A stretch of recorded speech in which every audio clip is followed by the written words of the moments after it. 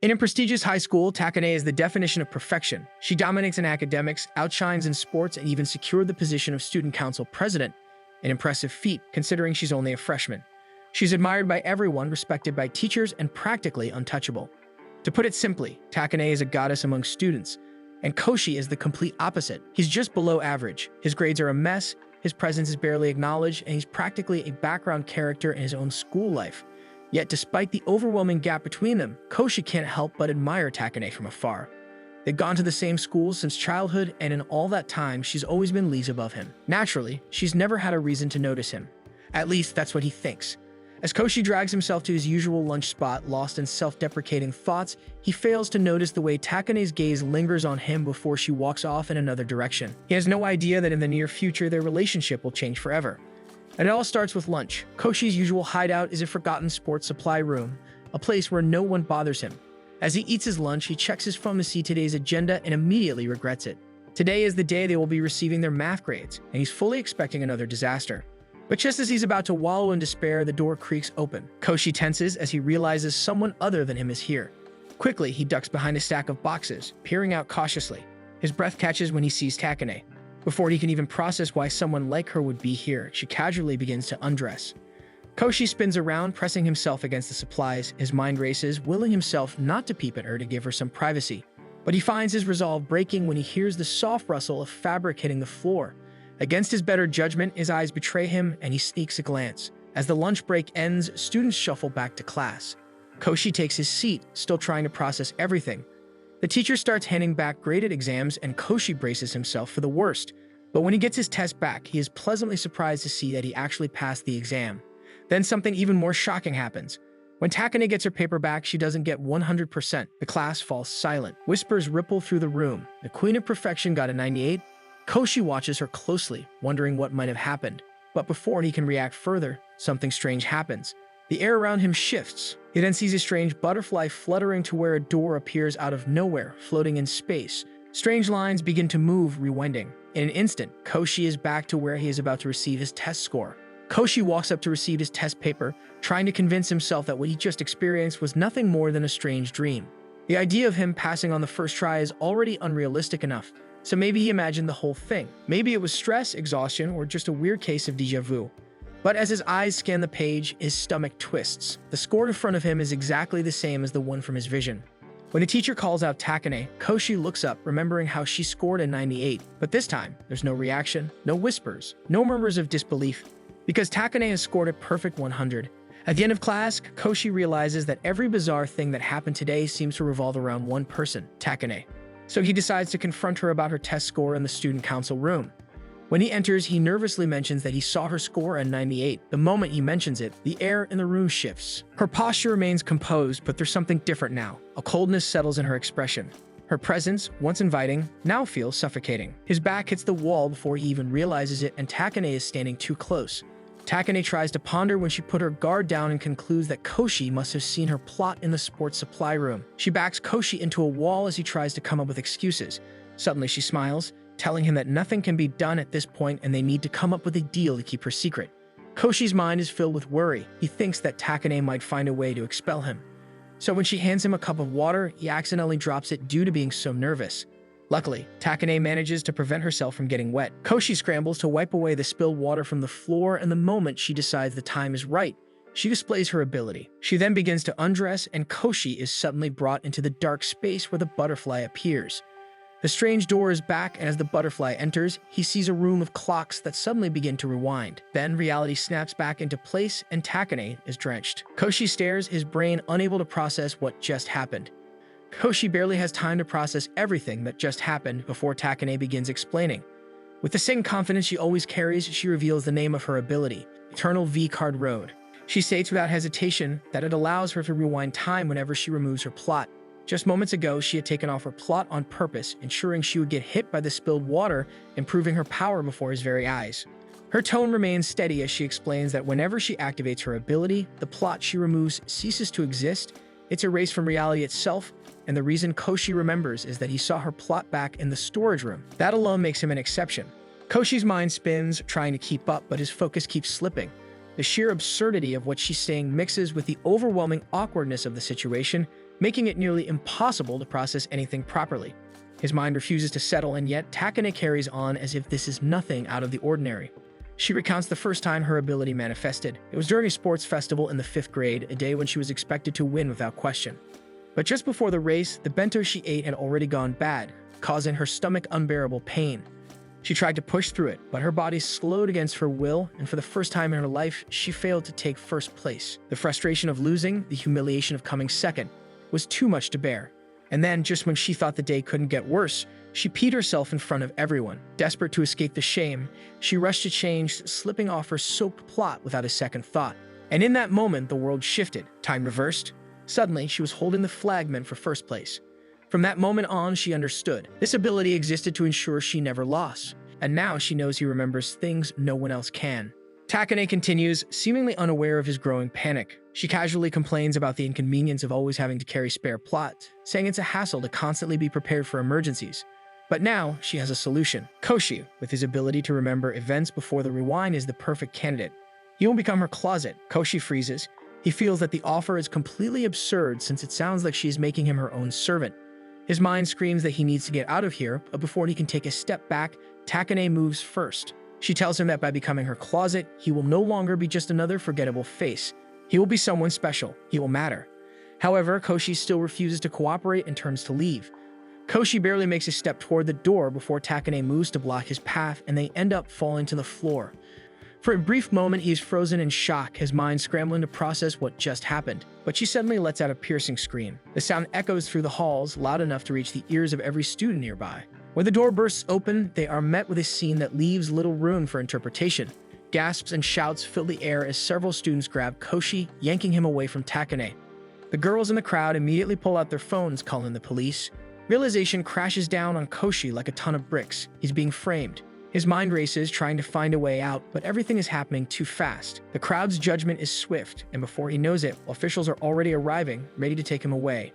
Just as he is about to be dragged out of the room, Takane finally speaks, her voice soft and almost teasing. She asks him if he wishes for none of this to have ever happened. Swallowing his pride, he turns to her and begs her to use her power. Takane smiles, a victorious gleam in her eyes. She has him exactly where she wants him. If he wants her to save him, he has to agree. He has to become her closet. With no other choice, Koshi slowly agrees. A strange, surreal space of floating clocks and shimmering light surrounds them once more, signaling the rewind. Takane, now free of the previous events, takes full advantage of her victory. She explains his new role, clearly enjoying his discomfort. She teases him, making light of the situation as if trapping him into servitude is nothing more than a game. For his first task as her closet, she gives him an order. He has to put new plot on her. Since the one she removed was erased from existence, she now needs a replacement. She playfully blames him for the inconvenience, reminding him that she had to remove it for his sake. When he hesitates, she wastes no time in reminding him of his position. Begrudgingly, he digs into her bag and pulls out a pair of pink frilly plot. His hands tremble as he approaches her, the reality of what he's about to do setting in. Despite the absurdity of the situation, he knows he can't refuse. Takane, watching his every move, notices something peculiar. Despite the fact that he had openly stared at her plot earlier in the day, he now keeps his eyes firmly shut. Ever since he had entered the student council room, even when she had purposely exposed herself, he had made an active effort to avert his gaze. She had been certain that he, like any other boy, would have wanted to take in every detail, but instead, he had tried to respect her modesty, even when she had given him no reason to. She casually mentions that he is a gentleman, like back then, hinting they have met before. But before Koshi can dwell on her words, she gives him a new order, putting on her plot. This time, she challenges him to do it with his eyes closed. Koshi can't help but relive the day he agreed to become Takane's closet. The memory clings to him, haunting even his dreams. When he wakes up in a cold sweat, there's a fleeting sense of relief as he realizes it was just a dream, only for that illusion to shatter the moment his phone buzzes with a message from Takane. It's a brief reminder of his duties, curt and casual, followed by a photo of herself. As he makes his way onto the school grounds, he spots Takane surrounded by admirers. Koshi watches from afar, the image of the Takane from yesterday clashing violently with the girl he sees now. He wonders if that version, the one who stripped in front of him without shame, who forced him into servitude, is the real Takane, and this version is merely a well-rehearsed act. Lost in thought, he's caught off guard when Takane appears beside him, greeting him as though they're the best of friends. Whispers ripple through the students as they wonder why Takane would spare even a second for someone so unremarkable. Without breaking her smile, she leans in close and whispers a command into his ear. He is to report to the student council room before homeroom begins. Following her instructions, Koshi quietly steps into the student council office. She seems amused by his discomfort and reassures him, claiming they are partners. Takane hands him a small bag, and as Koshi hesitantly reaches inside, his fingers brush against something soft and he pulls out one of her plot. With the same unbothered tone, she instructs him to carry the bag with him at all times. Those are the replacement plots she'll need right after using her ability. It's his responsibility to put them on her the moment she's done so she doesn't lose time preparing for another rewind. She moves to lift her skirt to demonstrate, but Koshi quickly intervenes, urging her to stop. She meets his resistance with a thinly veiled threat, reminding him of the incident she saved him from, an incident she could easily unsave him from if she felt like it. Left with no real alternative, Koshi reluctantly agrees to do what she asks. Then with surprising sincerity, she admits that even for her, showing her plot is embarrassing. But it's only Koshi who sees it. She's willing to endure it. For a split second, Koshi feels a flicker of warmth, but he knows better than to trust her sudden vulnerability. When he voices his suspicion, Takane doesn't even bother to deny it. She laughs and admits that, yes, she's being manipulative. It's simply how she operates. Sensing their conversation is wrapping up, Koshi turns to leave. Later that day during literature class, Koshi finds himself unable to concentrate. His thoughts drift back to Takane and the strange power she wields. He wonders how he's supposed to keep track of her ability and how often she uses it. Just as the teacher calls on Takane to recite a verse from the poem, she rises from her seat with effortless grace and begins her performance. Her voice flows smoothly, each word measured and clear, her cadence controlled with the practiced precision of someone used to being in the spotlight. Her classmates are immediately drawn in by her presence, hanging on her every word. By the time she finishes, the room is filled with soft gasps of admiration, and even the teacher gives a nod of approval. Koshi observes the scene, seemingly relieved that her performance requires no interference from him, at least that's what he assumes. But then a light gust of wind drifts in through the windows, and with it comes a strange shift in the air. The atmosphere grows oddly still and quiet, almost like the pause before a storm. Feeling the breeze will heighten her performance, she suddenly announces to Koshi that she will use her ability, which confuses Koshi since it looks like her performance is already flawless. And in that instant, a flash of light, followed by the faint image of a butterfly passing through a glimmering doorway, fills their vision. Time rewinds, and they are back in the classroom at the exact moment Takane is called upon to perform. This time, she stalls ever so slightly, feigning the need to clear her throat. She waits until the breeze filters in once more, then begins reciting the poem again. Her timing is impeccable. With the soft wind blowing through the room, her voice seems to transcend the present, creating an illusion that the entire classroom has been transported to a different time. The words no longer sound like a simple recitation, but feel like a living memory being relived by everyone present. The students become completely absorbed, as if witnessing the poem's first recital, not by the original poet, but by Takane herself. When the final words leave her lips, silence blankets the room before the students break into thunderous applause. Takane quietly sits back down in her seat, casting a triumphant glance toward Koshi. Her expression makes it clear, this wasn't about correcting a mistake, it was about surpassing perfection. Koshi feels the pressure mount. Takane throws a crumpled piece of paper at the back of his head to remind him of his responsibility. He glances around, unsure how to proceed in the middle of class.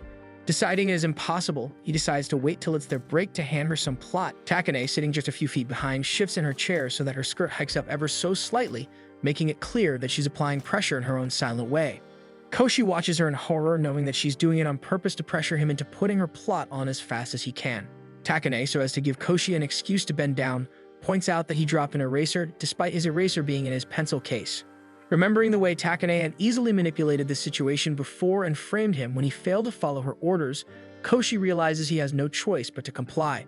The risk of defiance is too great. Quietly, he reaches into his desk's side compartment and pulls out the small bag she entrusted to him. With his nerves on edge, he makes his way toward Takane's desk, pretending to retrieve the eraser she claimed he dropped. It's positioned perfectly, right in front of her chair. As soon as he's finished, he returns to his seat quickly, suppressing his rapid breathing and trying to calm the rush of adrenaline pulsing through him. Koshi surveys the room, expecting someone to have noticed something suspicious, but everyone is either preoccupied with the teacher or their own notes. He exhales deeply, and a small smile escapes his lips. For a moment, he feels triumphant, satisfied that he completed the task without attracting attention. At the end of their class, the teacher announces he'll be returning some homework. Koshi breathes a sigh of relief as he manages to be an effective closet so far. He glances at Takane and realizes that she seems uncomfortable. Glancing between her legs, he sees that he hadn't pulled the plot on all the way. He debates whether she's even aware of the problem, but the teasing glint in her eyes confirms that she knows, and worse, she expects him to fix it. His thoughts spiral. If he leaves it as it is, the plot might slip off when she stands to collect her return homework. her pristine image would be shattered. In another scenario, she could easily twist the situation to blame him for doing something inappropriate, causing a repeat of before and ruining his future for good. He questions whether he should allow her to continue manipulating him like this. Just as he resolves not to intervene, Takane's name is called. Before she can even rise from her seat, Koshi is already on his feet, walking straight to the front of the class. He speaks quickly, apologizing to the teacher for mishearing his name. The teacher, slightly confused but not concerned, tells him to bring Takane's homework back to her desk since he's already there. Koshi returns to her desk, placing the workbooks down, embarrassed for letting Takane manipulate him again. Takane, sitting calmly and utterly satisfied, gives him a knowing smile and offers a playful thank you. He turns to leave, eager to create some distance and let his heart settle. But before he can take a step away, Takane casually lifts both her feet and locks them around his ankles, effectively trapping him in place. Without raising her voice, she instructs him to finish the job properly this time, her tone calm but commanding. Koshi freezes in place, his eyes darting nervously around the room to ensure no one is paying attention to them. Just as he manages to slide the plot into place with his leg, someone suddenly calls his name from across the room. The sudden contact makes Takane let out a quiet, unexpected sound. Koshi quickly turns back to her, confused, concerned he may have heard her, but she quickly averts her gaze, her cheeks tinted a faint pink and her demeanor far less composed than usual. Back in the student council room, she praises Koshi for completing his duties without getting caught and congratulates him on his successful first day as her closet. Koshi, still tense from everything that happened, admits that he nearly passed out from the stress. Surprisingly, Takane apologizes for pushing him so hard on his first day, her tone unusually soft. Curious, Koshi asks what she would have done if he hadn't stood up to deliver her paper earlier. Takane admits with a smirk that she hadn't planned anything at all. She was completely confident he would act in her favor. She flips the question back at him, asking why he did it. Koshi fumbles for a response, unsure of his own motivations. Takane decides to answer for him, suggesting it's because he doesn't want anyone else to see her plot but him. The bold suggestion causes him to go quiet, caught off guard. He tries to deny it, but doesn't know what else to say. Takane, smiling with amusement, says she wouldn't mind if he was a little possessive. His face burns at her words, and in an effort to change the subject, he brings up the strange noise she made earlier.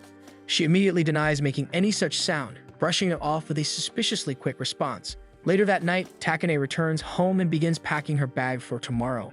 She takes her time, carefully choosing which pair of plot to bring, giving more thought than usual, not just for function, but also considering which ones she thinks Koshi would like best. Takane is asked by the teacher to bring a tall pile of activity booklets to another class. She accepts the task without hesitation, her expression calm and composed. Almost immediately, a few of her classmates, eager to gain even a sliver of her attention, offer to carry the materials for her. From his seat, Koshi watches the scene unfold, noting how naturally admired and adored she is by her peers. Just as he settles in to watch her leave, he hears her decline their classmates' offer of aid and sees her take off her plot. He then feels that now familiar sensation, time rewinding. Before he can process why, they are thrown back to the moment her classmates first offer to help. Koshi, startled, gets to his feet, trying to anticipate what Takane expects of him. He recalls her firm words about his duties as both her servant and her closet, and suddenly it becomes clear. She wanted him to be the one offering help, not anyone else. Panicked and determined to fulfill his duties, he rushes to her side and offers to carry the workbooks for her. Once they're out of view, Takane stops him in the hallway. Her voice is firm but not cold as she scolds him for hesitating. She reminds him that she doesn't use her ability for trivial corrections. Everything she rewins is for a purpose, and it's his job to be ready, not reactive. He reminds himself once more why he agreed to stay near her, why it's important to keep her secret and support her role. They each take half the pile of workbooks and begin walking toward their destination. Along the way, they are intersected by a crowd of Takane's admirers, each one eager to lend assistance or offer praise. Koshi can't help but stare in awe. Even outside the classroom, Takane is a figure of worship. But what impresses him more is her ability to handle the crowd gracefully. She doesn't just deflect their help, she compliments them on recent achievements, calling each student by name and encouraging them with small, thoughtful remarks. Koshi trails beside her silently, caught off guard by her attentiveness. Later, when they're alone in a quiet, empty room, Takane scolds him again, this time more gently, reiterating the importance of reading her signals and supporting her efforts seamlessly. As they continue their errand, Koshi tries to steer the conversation away from his shortcomings. He mentions how smoothly she handled the crowd and compliments her public presence. Takane accepts the praise, explaining that it's only natural for someone who wants to work in the AV industry someday. She adds that her role as student council president means something to her. It's not just about appearances, but about building relationships and leaving a lasting impression. Koshi's curiosity deepens when he realizes something. She had called each student by name. He asks if she actually knows everyone personally. Takane confirms it proudly, explaining that she made it her mission to memorize the names and basic profiles of every student after becoming president. To her, it's only fair. If the entire student body remembers her, then she should return the favor. As they head back to class, Koshi follows a few steps behind, watching how her hair moves with every step and feeling a strange mix of admiration and warmth toward her. He still doesn't understand all of her motives, but slowly, a part of him begins to believe in her effort.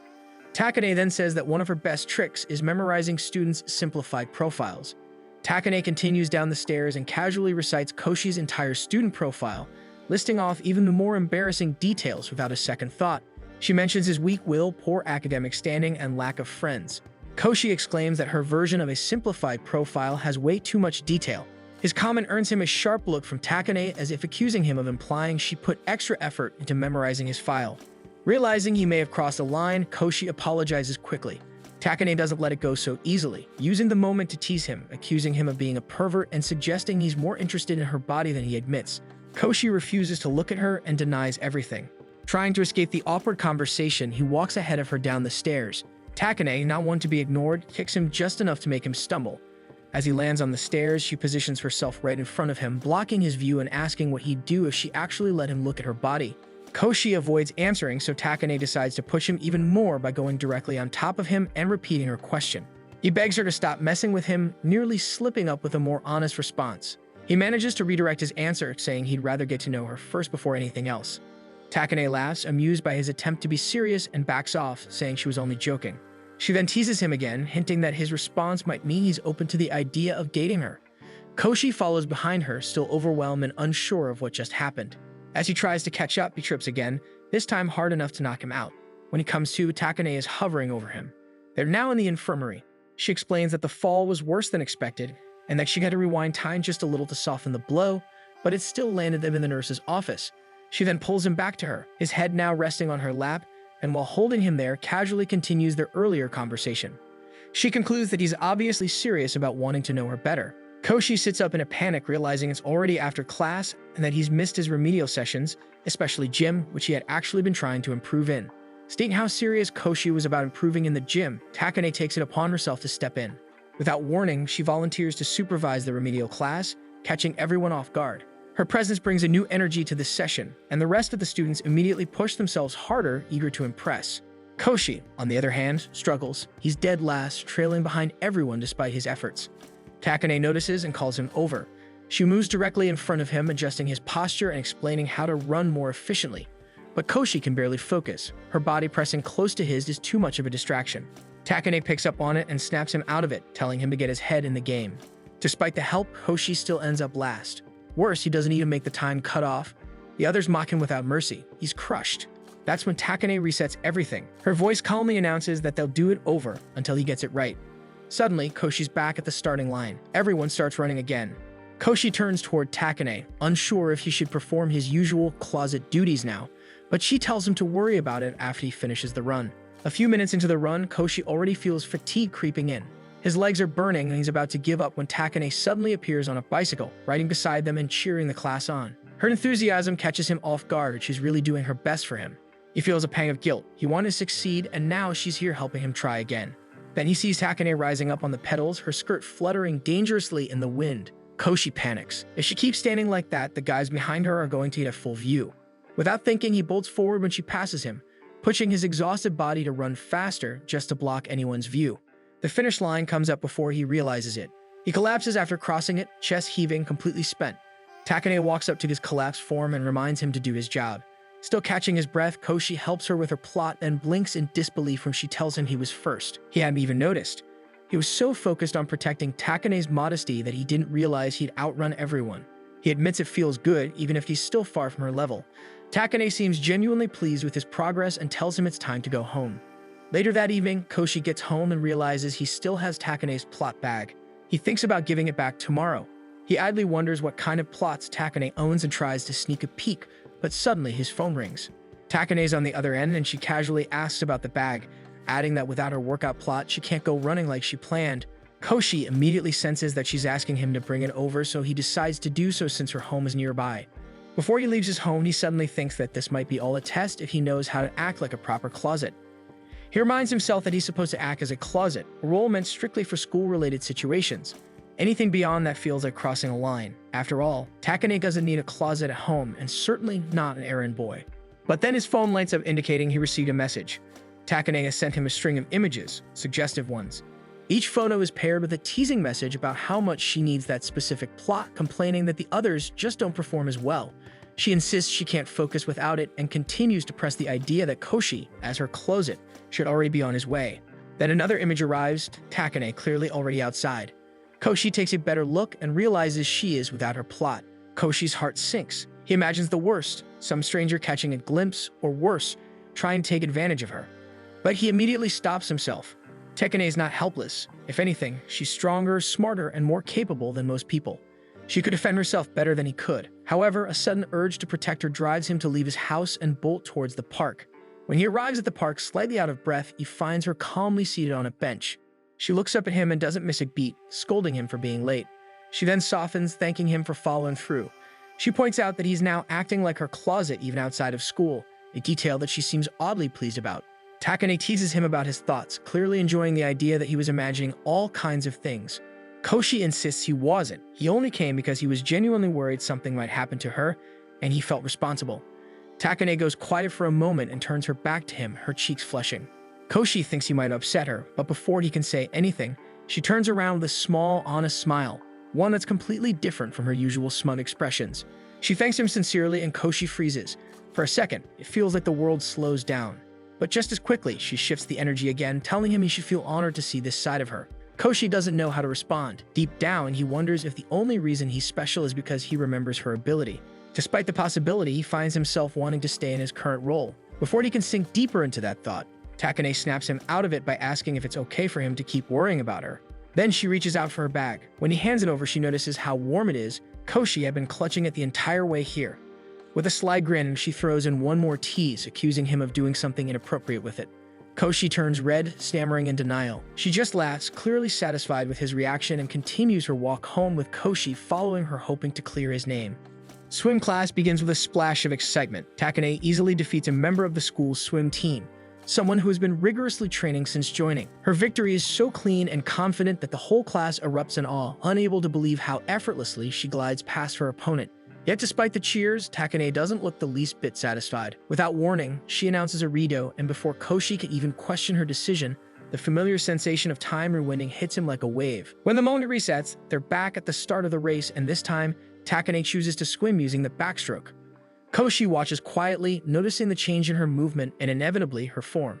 The backstroke gives him an unintended but clearer view of her body, and while he tries to maintain his composure, he quickly realizes he's been staring.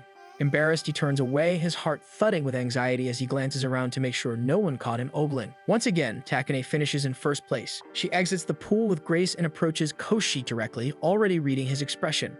She asks why he didn't question her decision to rewind time despite winning earlier. Koshi, still flustered, simply says he didn't have time to ask. Takane explains that it wasn't just about winning, it was about how she won. She wanted to make a lasting impression, not just cross the finish line first. Her backstroke, she claims, added more flair to the moment. Then she playfully leans in closer and asks if he prefers the backstroke over freestyle. Koshi stiffens. If he admits he liked the backstroke, it's like confessing he enjoyed the view. But before he can fumble out a response, Takane circles in front of him and teases him mercilessly for getting caught looking. His ears burn red as he tries to shift the topic. In a desperate attempt to change the subject, Koshi asks how she was able to use her ability during the swim, noting that she didn't appear to be wearing any plot. Amused by his honesty, Takane tells him to look closely. He realizes she was wearing the special plot to prevent the tent from showing. Koshi, now fully flustered, can't hide the overwhelmed look on his face. Takane smiles teasingly at him and tells him to meet her after class. Later that afternoon, the two of them head to a department store and Koshi finds himself reluctantly standing in the women's plot section. He's overwhelmed, unsure where to rest his gaze without seeming pervy. Takane, of course, revels in his discomfort and casually tells him to help her choose new plots since he's the one who has to put them on her anyway. Koshi tries to be agreeable, knowing full well that resistance only leads to more teasing. He closes his eyes and reaches out, randomly selecting a set of plots from the rack. When he turns to show her, he is met with teasing, which confuses him. When he opens his eyes to peek, he lets out a horrified squeak. He's picked something very revealing and wildly inappropriate. Koshi, embarrassed by his earlier impulsive pick, hastily returns the revealing plot to the rack and tries to approach things more seriously. After a few moments of thoughtful browsing, his eyes land on a light blue pair. It's simple but elegant, and for some reason, it just feels right. Without overthinking it, he hands it to Takane. Takane raises an eyebrow at his choice but seems genuinely intrigued. She asks him why he picked it, but Koshi, trying to dodge potential teasing, just shrugs and says there wasn't any special reason. She then announces she's going to try it on and, to Koshi's surprise, drags him along into the fitting room. She reassures him nonchalantly that she's wearing dark tights underneath so he won't see anything inappropriate. Even with her being technically covered, Koshi turns red instantly and refuses to look, turning away in panic. Amused by his reaction, Takane keeps teasing him, coaxing him to finish the task he's become all too familiar with. The moment overwhelms him and he passes out. Though Takane was initially concerned when he fainted, she quickly returns to her usual self once he wakes up, playfully mocking him for collapsing during a simple task he's supposedly trained for. Later, while they're alone in the elevator, Takane circles back to the question. She demands, more forcefully this time, to know why he chose that specific plot. With her hands slammed against the wall beside him, cornering him, Koshi finally caves. He admits that the color reminded him of the sky and the sea, both of which felt fitting for someone as elegant and distant as Takane.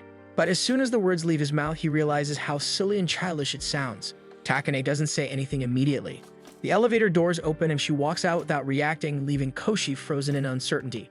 Regret sinks in. He rushes after her and, a little out of breath, asks her if she even likes the plot. She eyes the package in her hands and quietly admits she does, mainly because she doesn't have to put it on, he does the work. The next day, Koshi arrives at school despite catching a cold. He drags himself through the day, and by the time classes end, he's ready to collapse. On his way out, his legs feel wobbly and his vision blurry. He feels like he's about to fall over. That's when Takane appears beside him without a word, slipping an arm around his elbow to steady him. She tells him not to be stubborn and insists on walking him home, mentioning that her house isn't too far from his anyway. Upon entering Koshi's room, Takane takes a curious look around, clearly surprised by how neat and organized it is. Her curiosity quickly takes over and she starts exploring the space more freely, even going so far as to open up his laptop. She clicks through the files, obviously expecting to find something incriminating or perverted, but her expression grows more disappointed the deeper she digs. There's nothing there that satisfies her teasing instincts. Koshi notices and rushes over in panic, slamming the laptop shut and accusing her of only helping him home so she could snoop around his room. Takane denies the accusation with her usual cool demeanor, insisting that she came purely out of responsibility. According to her, if he gets too sick to carry out his duties as her closet, her day would suffer. So nursing him back to health is a matter of self-preservation, not curiosity. She then starts asking about his health habits, specifically his appetite. When Koshi admits that he hasn't been eating much lately, she frowns at his stubbornness. Ignoring his protests, she announces she'll make him something healthy. Half joking, half serious, she teases that she'll cook wearing only an apron, just to keep him motivated. When she sees the mental image clearly reflected in his embarrassed expression, she piles it on, adding that she'll also feed him personally and even wipe the sweat off his body. As his face burns redder with each word, she playfully hints that if he gets enough energy back, maybe he can even enjoy some other activities before bed. Koshi, overwhelmed, tries to push her out of the room, insisting she go home before she catches his cold. Takane pauses, realizing that prolonged exposure might actually get her sick, and casually uses her ability. The next thing Koshi knows, he's standing in his room beside a low table, now with a freshly prepared meal in front of him. Takane stands by the door, giving him a list of instructions before leaving. She promises to check in on him again later, and he wonders if she rewound time just to erase the teasing. Now the food is proof she cared enough to prepare something for him. He takes a tentative bite and is immediately surprised by how good it tastes, especially considering how he hadn't felt hungry at all earlier. As he eats, he reflects on Takane's contradictory behavior, how she effortlessly switches from being seductive and playful to genuinely caring and thoughtful. It confuses him, and he wonders if she only acts this way because he's her closet or if maybe there's something more to it. After he finishes eating and settles into bed, Takane returns quietly and begins gathering the empty dishes. When he tells her the food was good, she gives a small, satisfied response. Just as he begins to relax again, he's startled to find her slipping under the covers beside him. Wide-eyed, he demands an explanation, but she calmly insists it's for his own benefit. He needs to stay warm to recover quickly. Koshi tries to argue, but before he can fully protest, she uses her ability again. Time jumps, and they're now back in bed together. Takane explains matter-of-factly that she redid their PE class that day, ensuring she didn't sweat much so she wouldn't stink beside him. Now, she says, there's no reason for him to be uncomfortable. Seeing that Koshi was still displaying resistance, Takane wondered aloud if he would have preferred her smelling sweetier instead. Koshi quickly shut that down, saying it had nothing to do with sweat and expressed frustration at being teased even while he was sick. He turned away from her, asking her to go home, clearly no longer in the mood to indulge her antics. But Takane didn't budge. Instead, she slid fully under the blanket and pressed up against him, saying she was being serious and wanted to take care of him. She added that he could think of her as a warm water bottle if it helped as she scooted closer. Koshi's panic kicked in. There was no way he could think of her that way, not when the most beautiful girl in school was lying beside him. He desperately tried to think of anything else, but her warmth and proximity made it impossible. With her body pressed to his, Takane finally apologized for teasing him earlier, especially about his condition. Koshi started to turn toward her only for Takane to gently pull his head to her plot, claiming it was for oxytocin release. She explained that skin contact helps people relax and feel better. Despite the embarrassment, he slowly began to feel safe and relaxed in her arms. The sincere apology, paired with her unexpected gentleness, made a deeper impact than he expected. His thoughts wandered to her again. Despite her usual composed and confident demeanor, he started to see the human side of her more clearly. As he felt himself drifting off, he mumbled a question about her odd kindness, wondering if it's only a trick to keep him on the hook. Takane was caught off guard. She hesitated, then softly asked what kind of answer he would want to hear. But by then, Koshi had already fallen asleep. She blinked in surprise and softened her gaze as she looked down at him. Eventually, she started her walk home alone. Takane was suddenly hit with a memory as a group of kids ran past her. As a child, she had always been on her own. Her peers avoided her, and she often walked home in silence. One afternoon, she stopped to feed a stray cat, and that's when Koshi, awkward and kind even back then, had approached and offered his milk to the animal too. Later, in her room, she lay on her bed wondering about Koshi's question. Kuro, the same black cat from her childhood who she eventually adopted, approached her, hoping for her attention. As she plays with Kuro, she begins to think Koshi is silly to think she'd go through all that effort just to keep him as her closet. Back at his place, Koshi eventually stirred awake and noticed a message from Takane on his phone. She had already left, letting him know there was food for him in the fridge. He slowly got up, reheated the meal, and ate it, the taste and warmth reminding him of how she cared for him earlier that day. His thoughts lingered on her again, on her contradictions, her teasing, her kindness, and he couldn't help but wonder how much of it she truly meant. On their usual walk to school, Koshi is blindsided by the realization that a certain homework assignment is due that day, a critical one that, if missed, would land him in remedial summer classes. Panic sets in immediately, but Takane, surprisingly sympathetic, expresses concern not for him but for the teachers who'd have to tutor someone like Koshi over the break. To spare them, she casually offers to help him finish the homework during lunch, but her offer comes with a condition that makes Koshi quickly reject the idea. She notes that perhaps their recent long-distance run had sparked something in him, some drive or motivation she hadn't seen before. Still, she reminds him not to neglect his duties as her closet, no matter how busy he gets. Throughout the day, Koshi is a flurry of focus, careful to keep his notebook hidden from teachers. But frustration soon mounts. Academics never came easily to him, and the looming deadline only worsens his anxiety. Mid-class, he looks up from his notes just in time to see a minor incident unfold at the front. Takane, writing an answer on the board, is lightly bumped by their teacher, resulting in her writing a slightly incorrect character. For a brief moment, Koshi sees it in her eyes. She's considering using her ability to rewind time, but then she doesn't. Instead, she cleverly reworks the character into an unexpected, but technically correct solution, earning a wave of impressed murmurs from the class. Later during break, he overhears another subtle moment. A girl approaches Takane to thank her for suggesting a smartwatch as a gift for her boyfriend. It had been a hit, but she expresses mild regret that a newer model was released shortly after. Koshi watches closely. Takane's fingers twitch, her eyes shift. She's clearly weighing whether to reset the day and offer the newer model instead. But again, she resists. Instead, she pulls out her phone and offers a simple present-day solution: trade-ins. In art class, Koshi continues to observe her. There are subtle signs, moments where she hesitates, each time clearly an internal battle against the urge to use her ability. By the end of the school day, Koshi triumphantly submits his homework, feeling a wave of relief. As he steps out of the teacher's office, he notices Takane standing nearby, swaying slightly, a faint flush color in her cheeks. Concerned, he rushes over to check on her. She brushes off his worries, saying there's nothing about today she would want to redo. But Koshi can see through her facade. He gently kneels in front of her, urging her to use her ability if it means easing her pain. Still, she refuses, stubborn as ever, trying to convince him that today had gone fine. But eventually, she falters, quietly admitting that she feared rewinding the day would mean he wouldn't finish his homework. Koshi remains firm, insisting that Takane use her ability to undo the toll the day had taken on her. Eventually, she gives in, but only on one condition: that he be the one to activate her ability for her.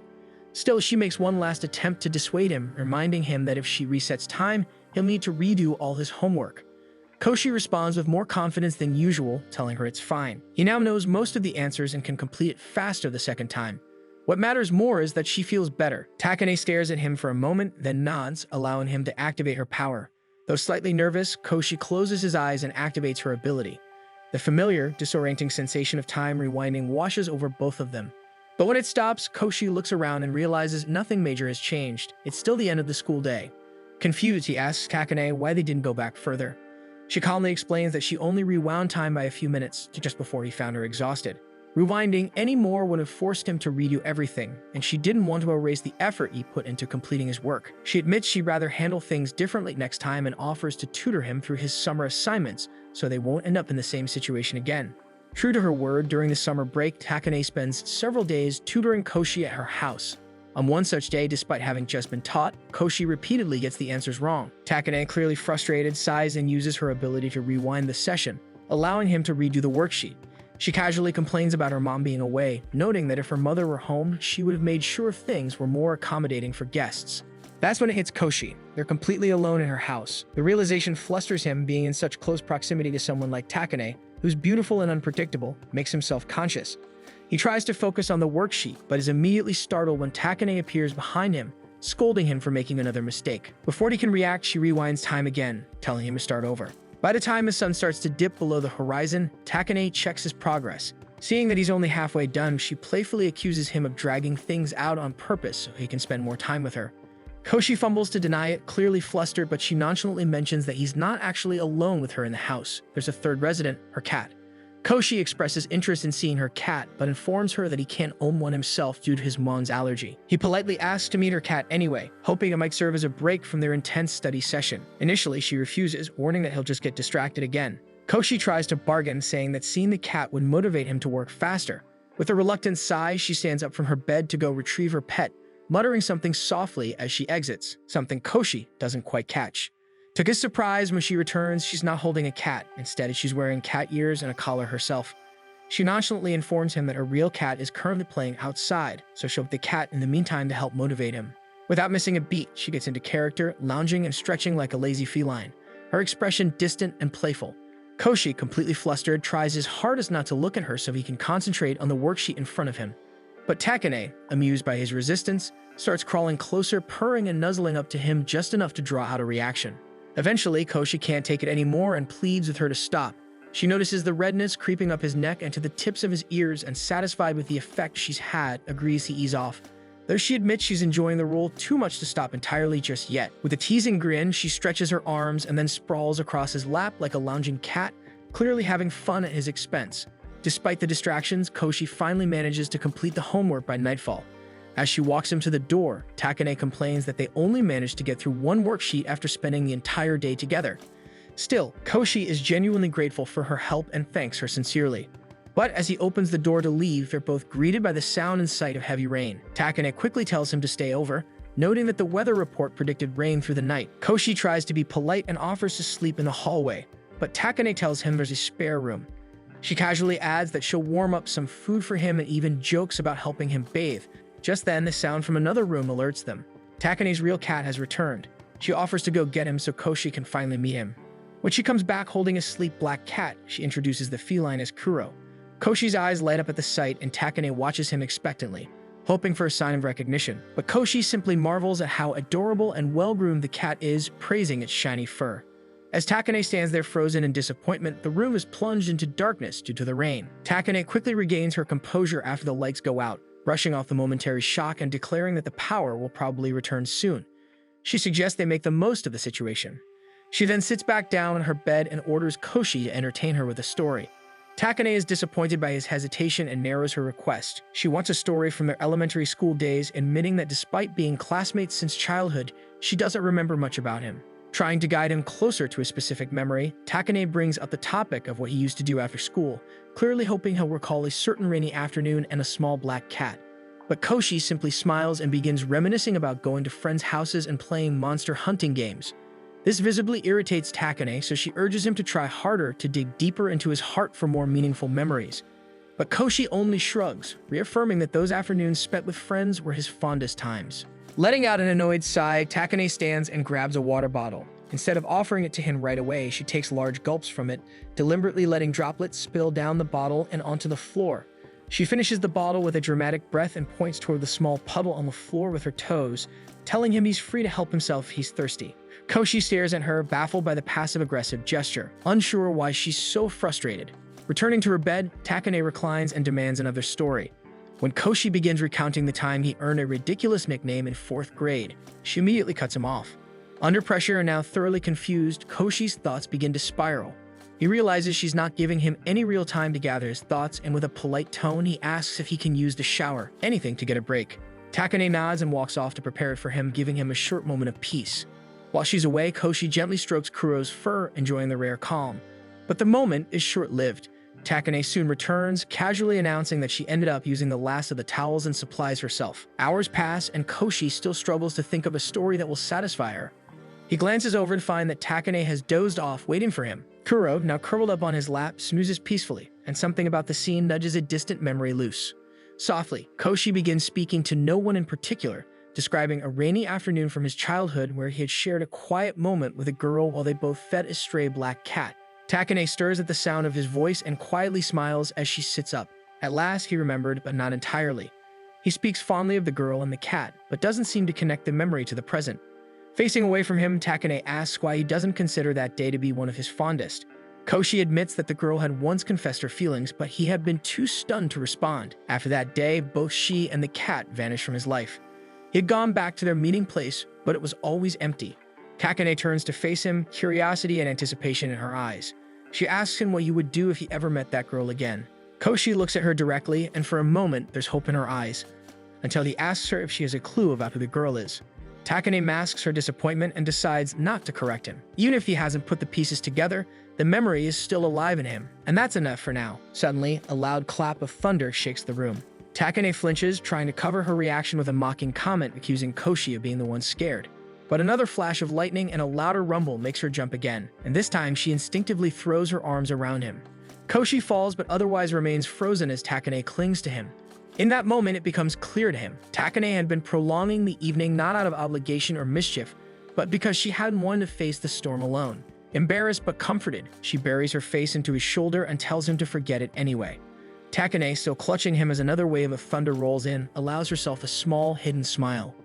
After what seems like forever, the lights finally return. Takane stands up, casually announcing that she will make dinner, but only for herself since she's still upset with Koshi for forgetting their past. But after seeing how upset Koshi is, she decides to make enough for two. Before leaving the room, she proposes a game to lighten the mood. They will pretend to be newlyweds, since there's no one else to entertain them in the house. The rules are simple. They have to act like a married couple, and if either of them breaks character, the loser will face a punishment. Takane decides the punishment will be eternal singlehood, an idea that immediately draws a strong reaction from Koshi. Unfazed, she coolly reminds him that with his current chances of finding love, he has nothing to lose. She then leaves the room with a playful remark telling him to join her when he is ready. After a few moments, Koshi walks into the kitchen and is stunned to see Takane wearing an apron. Out of habit, he refers to her by her school title, which nearly cost him the game. Fortunately, she decides to let it slide as his first offense. She reminds him that, as newlyweds, they should be more familiar with each other, prompting him to call her by a nickname like how she calls him Honey since the game started. Debating on what to call her, he settles for simply calling her Takane, which makes him flustered since first names are reserved for people with close relationships. Takane, in contrast, responds without hesitation, as if it is the most natural thing in the world. Still reeling from the informality, Koshi awkwardly points out that she should wear more protective clothing while cooking. She teasingly agrees, adding that he could help her change into something more suitable, and orders him to do so. As Koshi finishes doing her demands, she then asks him if he could stir the sauce so it won't burn. Determined to be useful, Koshi begins stirring the pot, but his attention keeps wandering back to Takane. Her presence is too distracting. Eventually, she notices the stew starting to burn and quickly uses her ability to rewind time, just far enough to reset the moment before it starts going wrong. She scolds him lightly, frustrated at how useless he's in cooking. With her guidance and a few timely corrections, the meal is finally ready. Koshi is genuinely impressed by the variety and presentation. As he compliments her skills, Takane sits down beside him and positions herself closely. She insists on feeding him the first bite. Koshi is taken aback and quickly insists that he can feed himself just fine. Takane, almost innocently, wonders what the problem is. They are supposed to be married. It takes Koshi a moment to remember that they're still role-playing. Suddenly, a drop of sauce lands on Takane's leg. Alarmed, Koshi searches for a way to clean it up, worried that it might burn her. Takane, with a slight pout, feigns hurt, not from the sauce, but from the wasted food. Then she makes a shocking suggestion for Koshi to lick up instead. Koshi freezes, completely thrown off by her boldness. While he's too stunned to respond, Takane discreetly activates her ability. By the time he regains his senses, she is already grinning. She informs him that she rewound time, just enough to erase her earlier suggestion, and teasingly adds that it would have been funny to watch him lift the air. Koshi stares at her in disbelief, still trying to process what just happened. He wonders how she even activated her ability without him noticing. With a playful tug at her apron, Takane tells him to pay more attention or she'll keep gaining the upper hand. Then, with a smirk, she assures him that she will never let him lick her leg. After dinner, Koshi thanks Takane for the meal, admitting that it was delicious, though in truth he could barely taste any of it. He had been too nervous the entire time. Takane then announces she'll prepare a bath, prompting Koshi to offer to clean the dishes so she can enjoy her soap first. She pauses, glancing back at him, and suggests that they should go together since they are married. Koshi immediately refuses, insisting she go ahead while he waits for morning and the game is over. Seeing how genuinely flustered he is, she decides to stop teasing and lets him bathe first. As Koshi begins to wash himself in the bathroom, he notices Takane's shampoo sitting on the rack. Curious and almost feeling like he's being pulled by an invisible force, he slowly reaches for it. Just as his fingers are about to graze the bottle, the door opens and Takane steps in. Startled, Koshi tries to scold her, claiming she's taking the game too far, but she only smirks, catching him in the act. She retrieves the shampoo and playfully offers it to him as a souvenir. He refuses to look at her, assuming the worst, but she casually reveals she's wearing a bathing suit, so there's nothing inappropriate going on. Even with that reassurance, Koshi is too embarrassed to meet her gaze and promises to leave as soon as he's done. But Takane isn't done playing. She slips into character again, insisting that, as his wife, it's her job to wash his back. Deciding it's better not to argue, Koshi agrees to go along with her idea. He mentally prepares himself to stay calm, reminding himself that this is still part of the game. They're just acting. That illusion shatters the moment he feels Takane's hands gently touch his back. He freezes in place, his brain racing. Takane leans in close and whispers into his ear, expressing genuine surprise at how muscular he actually is. Koshi, flustered beyond belief, begins counting prime numbers in a desperate attempt to keep his thoughts from wandering. But the distraction fails when he feels something soft press against his back. Panicking, he dares to sneak a glance, only to discover that Takane has placed balloons between them, acting as a barrier to prevent any direct contact. After what feels like an eternity, she finishes rinsing his back. Koshi sighs inwardly, thinking he's finally made it through. But before he can relax, Takane suddenly moves in front of him, casually offering to wash his hair next. Koshi tries to protest, arguing weakly that they only agreed on the back. But Takane smoothly counters that she never said she would stop there, only that she would start there. With no way out, Koshi braces himself again as she begins lathering his hair. He tries to stay composed, but the moment she mentions that she's using her own shampoo on him, mental images of her overwhelm his thoughts. Unable to take it any longer, he stammers an excuse and dives into the bath, hoping to cool down. Takane opens her mouth to tease him but pauses, recognizing from his frantic reaction that she may have pushed too far. Her expression softens, and without another word, she hurriedly leaves the bathroom, letting him finish in peace. Alone at last, Koshi exhales deeply, the tension finally lifting from his shoulders.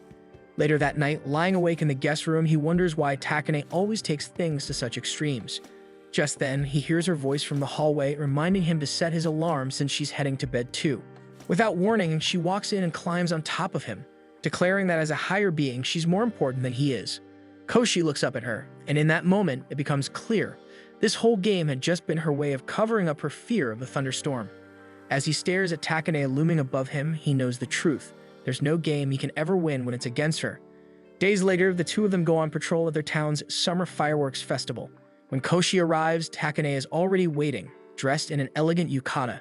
He notes that he is on time, but Takane points out that she always arrives 5 minutes early, so as her closest subordinate, he should have arrived 10 minutes before the agreed-upon time. She immediately decides to start patrolling and leads them to areas where students usually hang out. As Koshi follows her, he can't help but admire how graceful she looks in her yukata. After walking for a while, Takane deems the area safe enough for a break and asks Koshi to help her prepare to use her ability just in case. Koshi is confused, wondering when she even used it, since he didn't sense anything. Takane explains that she hasn't yet but forgot to do her usual preparations before leaving the house, so he needs to help her now. Koshi hesitates, noting how crowded the place is, but Takane assures him it's safe and that no one will be paying attention. Seeing Koshi struggle to come up with a discreet way to help, She pretends to ask him to fix her sandals. Koshi catches on and assists her. She thanks him in a tone that sounds unusually friendly, almost like a lover, which flusters him. Koshi quietly enjoys this side of Takane. He never expected her to sound so cute.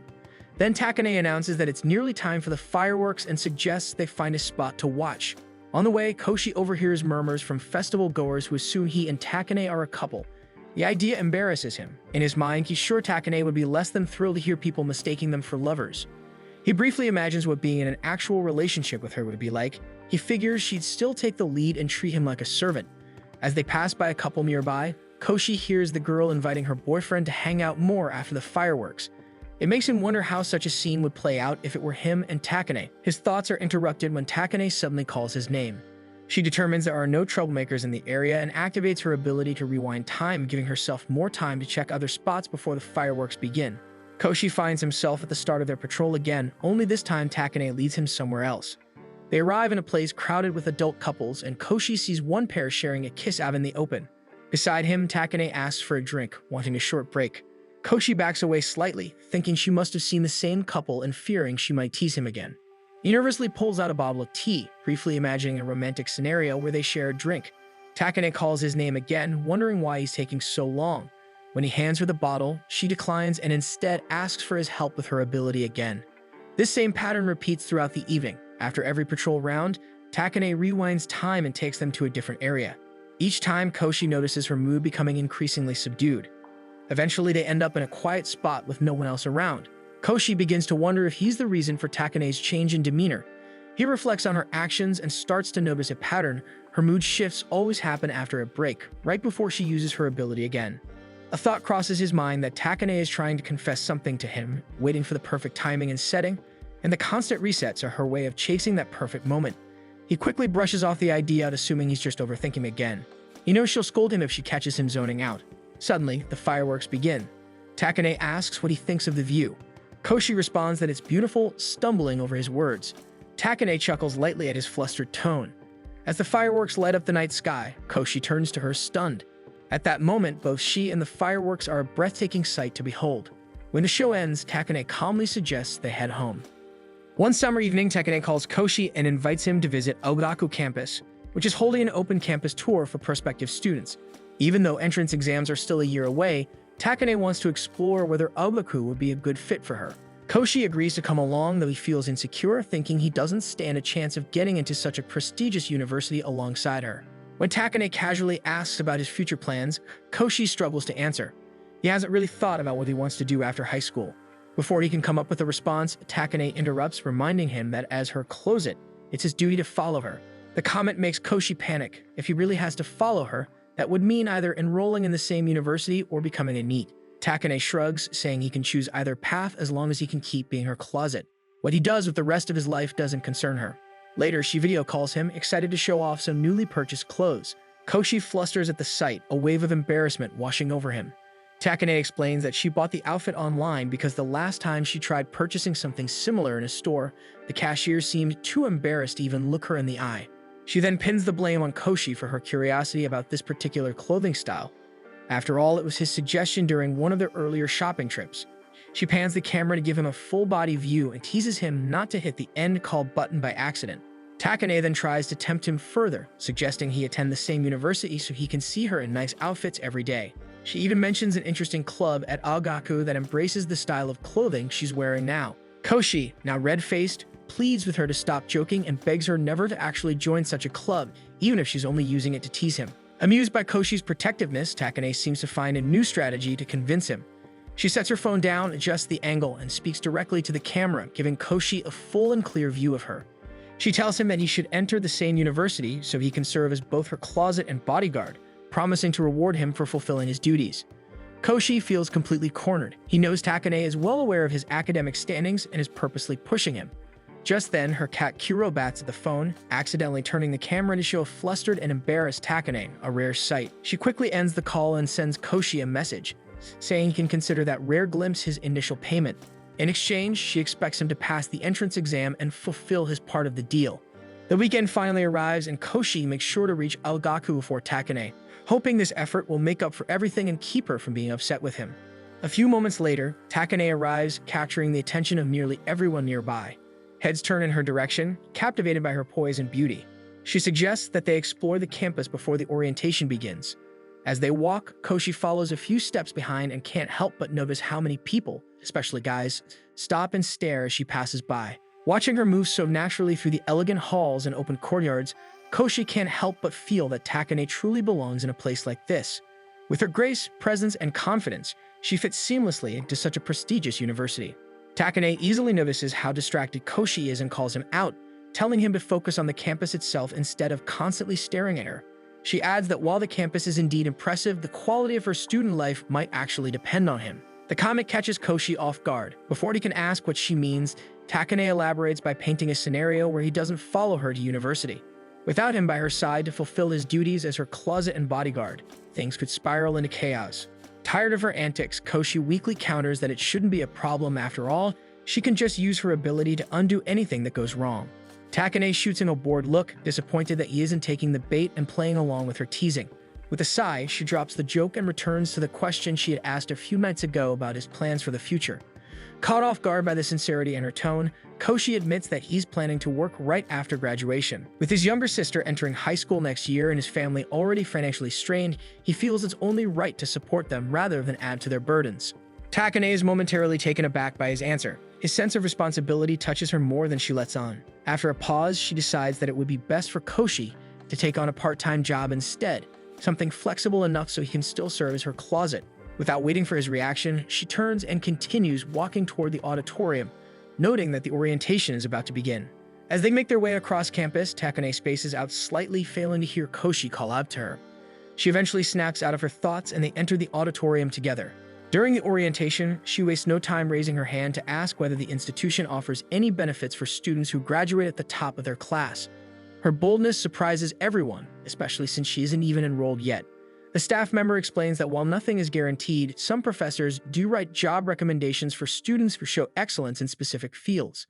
Koshi is impressed by how intently Takane listens and absorbs the details, only to be surprised when she suddenly activates her ability and rewinds time, returning them to the start of the orientation.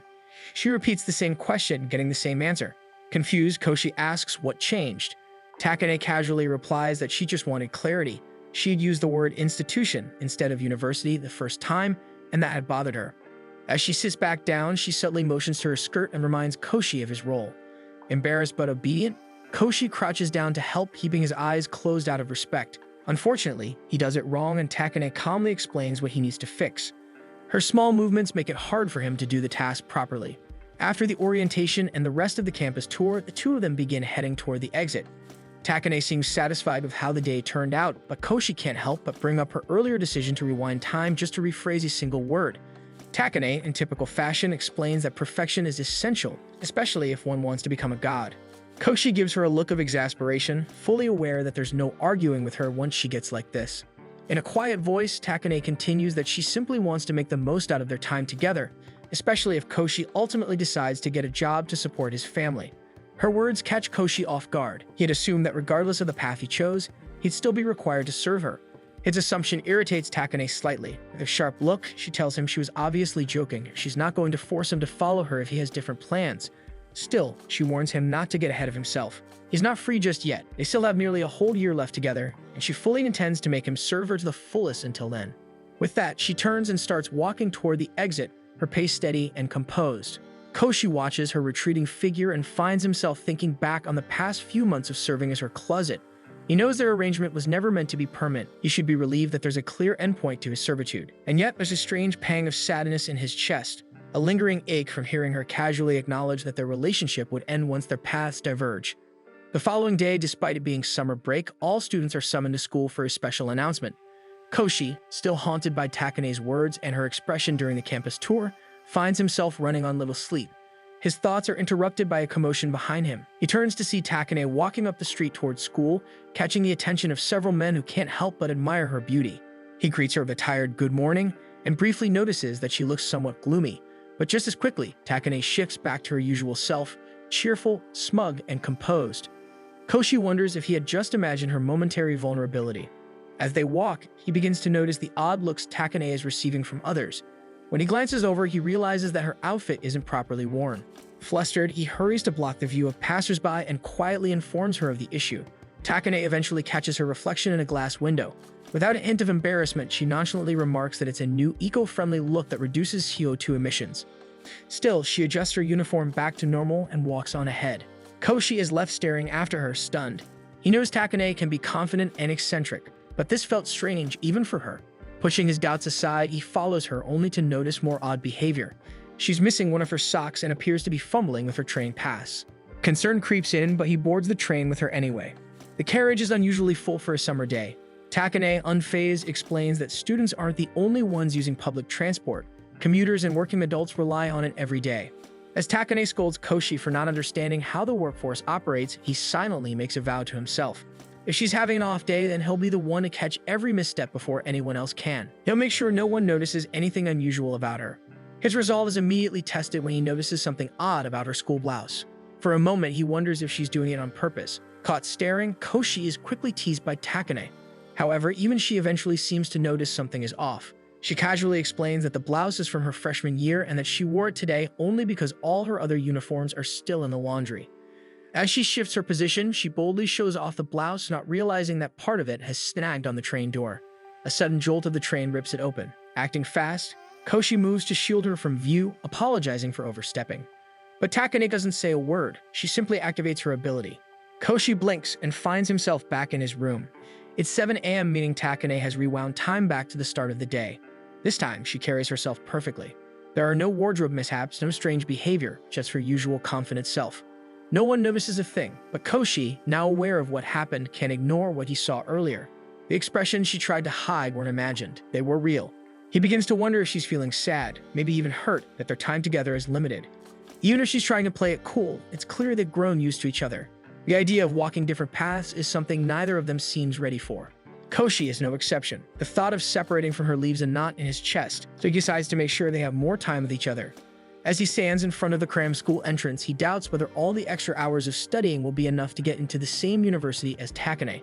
Even if he passes, he still has to worry about the cost. It feels overwhelming, but he tells himself to take things one step at a time. First, pass the exam. With a deep breath, he steps through the doors. Eyes shut, he braces himself. Then he bumps into someone. He immediately apologizes and instinctively prepares to take the blame. But the girl apologizes back, only to stop mid-sentence as she recognizes him. Koshi stares at her in confusion since he has no idea who she is.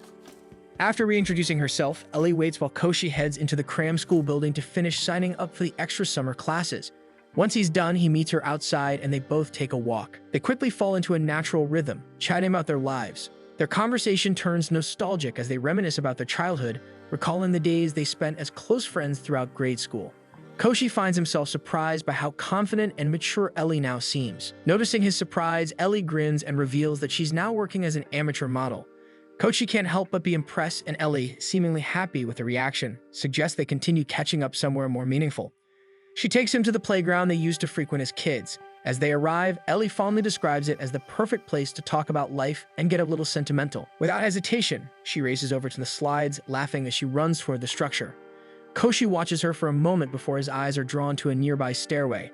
It leads to a quiet corner of the park, a hidden area where he used to care for a stray cat with a girl he had a crush on. Just as he begins to get lost in the memory, Ellie's voice calls out from above, snapping him out of it. She rushes back down and grabs his arm, pulling him along to explore the park further.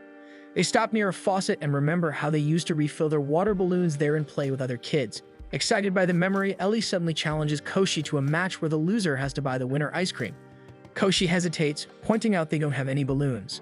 But Ellie is already one step ahead. With a gleeful smirk, she dashes off to look for some. She returns minutes later holding a small bag of balloons. Koshi, amused, asks why she didn't just go straight to buy the ice cream, but Ellie insists it'll taste better if she earns it.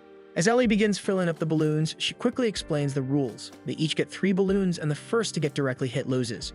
She hands Koshi 3 modest-sized balloons, but when she fills her own, she makes them massive, clearly trying to tilt the odds in her favor. Her plan backfires when the overfilled balloons explode on her before the game even begins. Soaked through her clothes, Ellie brushes it off with a laugh. Koshi offers to look for a towel, but she declines, saying the water will dry quickly. Still worried, Koshi insists she rest by a nearby kiosk, even promising to buy her ice cream while she waits. At the mention of ice cream, Ellie finally agrees and asks for her favorite popsicle. Koshi heads to a nearby convenience store, a bit concerned about how careless Ellie has become. His thoughts drift to Takane, and he grimaces at the idea of what she'd say if she ever found out he was spending his day playing with another girl. He stops abruptly on the sidewalk, struck by the sudden intrusion of Takane in his thoughts. A few moments later, Koshi returns to Ellie's side, carrying the towel and a popsicle he promised. She greets him with a smile, grateful for the gesture, but playfully shows that her clothes have already dried. The intense summer heat had done its work while he was away. He settles next to her as they both enjoy the popsicle. As they eat their ice cream, Ellie casually brings up his future, asking about his plans for university. Koshi hesitates before responding, speaking quietly and cautiously. He admits that college was never something he seriously considered. His grades weren't exceptional, and money was always an issue, but someone important to him had once suggested they go to the same university. He had told that person it wasn't realistic. The gap between what he wanted and what he could afford or achieve academically felt insurmountable, but something about the look on that person's face after she said it stayed with him. The expression made him want to try, no matter how difficult it seemed. Ellie listens attentively, reading between his words. She connects the dots quickly and guesses that this person must be someone he loves. Koshi denies the implication, but his flustered reaction says more than words could. She gives him a strong pat on the back, happy for her childhood friend. In her eyes, there's something good about seeing someone like him care deeply about another person. She believes the girl probably likes him back, especially if she asks to attend the same university together. Koshi responds again, saying that the girl doesn't think of him that way. He describes how she seems to see him more like furniture. Ellie finds the comparison odd but doesn't press. Instead, she offers quiet encouragement, saying love suits him and that there may still be hope. As they continue talking, Ellie accidentally spills a bit of ice cream on Koshi. She leans forward to clean it away, but Koshi instinctively recoils. Even as he attempts to calm his thoughts, a sudden chill runs through him as he hears a familiar cold voice from behind. He doesn't have to turn to know who it is, but he does anyway. Takane stands there, looking at them accusingly. Ellie glances up, clearly taken aback by Takane's striking appearance. She looks to Koshi and quietly tries to understand who the girl is. Koshi, still stunned, struggles to come up with an answer.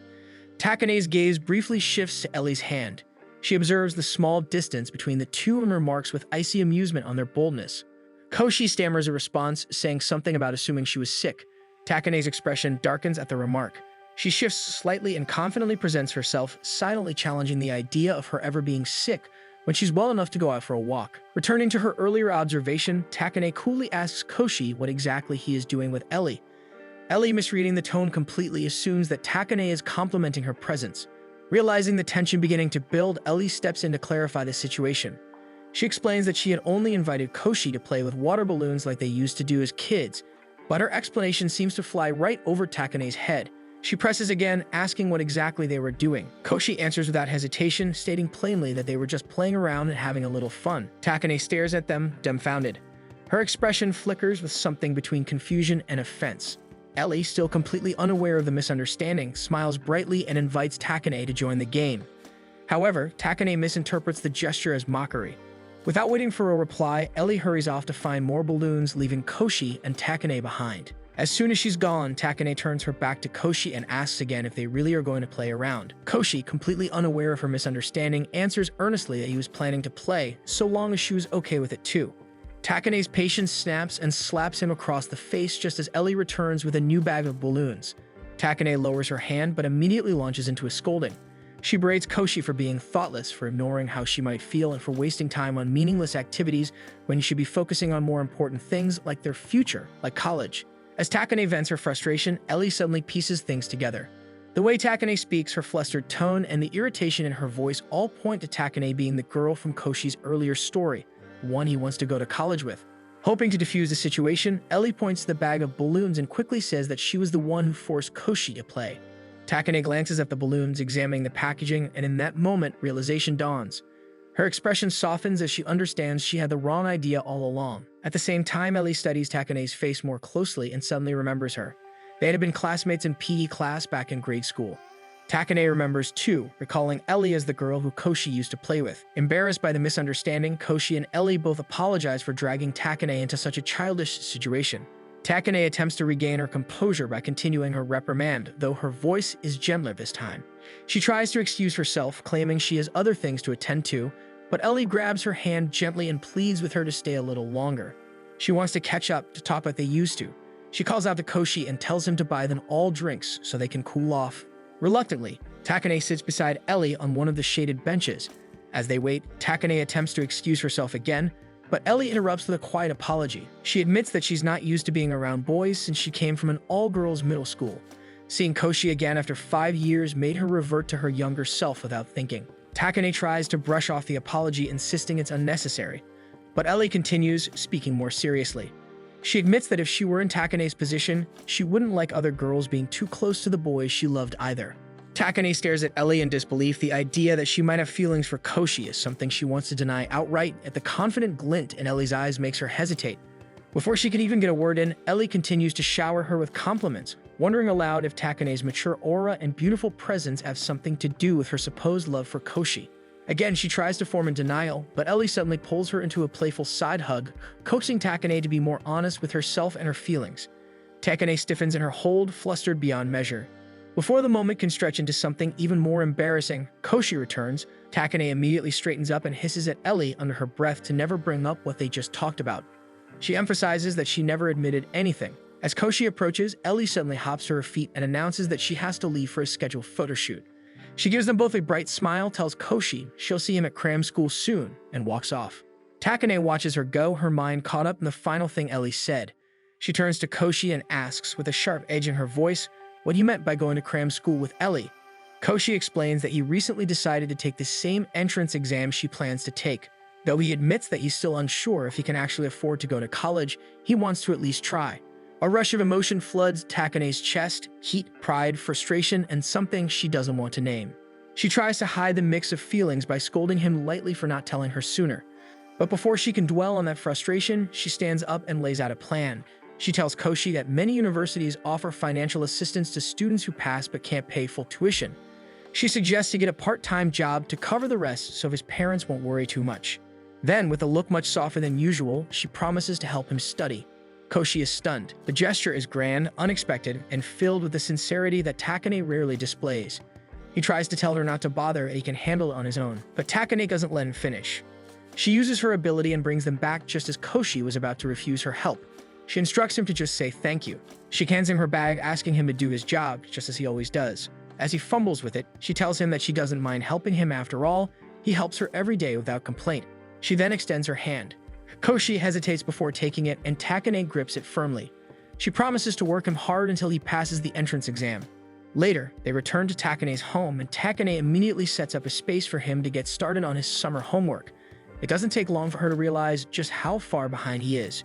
She watches in dismay as he struggles through the most basic questions. Kuro, sensing the stressful atmosphere, attempts to climb into Koshi's lap for comfort. Takane calls the cat over with a quiet command, and Kuro obediently jumps into her arms. She strokes his fur gently, then leans close and whispers something only the cat can hear as Koshi continues to toil under her watchful eye. After a long and tiring day at cram school, Koshi and Ellie are just about ready to head home when Takane spots them.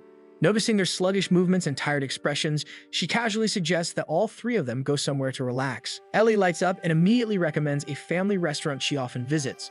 Upon arriving at the restaurant, they settle into a cozy booth. A waitress approaches them, greeting Ellie with familiarity. After taking their orders, the waitress remarks that she'll be off duty in an hour. Ellie explains that the waitress is a classmate from her high school, and she often eats at the restaurant because her friend always sneaks her extra fries. Since she was the one who suggested the place, Ellie insists on paying for everyone's meal. Takane, keeping to her usual disciplined habits, orders a cup of coffee, commenting that she avoids carbohydrates.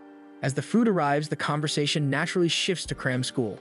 Koshi and Ellie share their relief about ending up in the same class, joking that at least they'll have someone familiar to suffer with. Takane, who has been listening in silence, begins to show signs of irritation. When Ellie reminisces about how she and Koshi used to study together in elementary school, Takane blurts out that Koshi only studies when he's surrounded by cute girls. Ellie, missing the jab in Takane's tone, playfully wishes that Takane had been around during those days too, saying maybe she would have gotten better grades. She then brings up a foggy memory about skipping homework once to play with Takane, though the details are unclear. Takane dodges the memory and instead brings up how Koshi once forced her to wear a cat costume to help him study. Ellie finds the story hilarious and says she envies how even studying becomes fun between the two of them. Curious and wanting to be included, Ellie asks if they could all have a group study session and maybe even a sleepover, reminiscing about how she and Koshi used to have them when they were younger. Takane's tone shifts again, now cold and biting, as she brings up a past incident when Koshi slept over at her place. Koshi, alarmed, tries to explain, but Takane shuts him down with a firm kick under the table. Fortunately, Ellie doesn't catch the implication. Confused by Takane's harshness, Koshi silently wonders why she's being overly mean in front of Ellie. Takane explains in a flat tone that she's simply trying to show Ellie who Koshi really is now, that he's no longer the innocent boy she remembers from childhood. Eventually, the meal comes to an end and they prepare to go home. Ellie, however, asks to speak with Takane a little longer.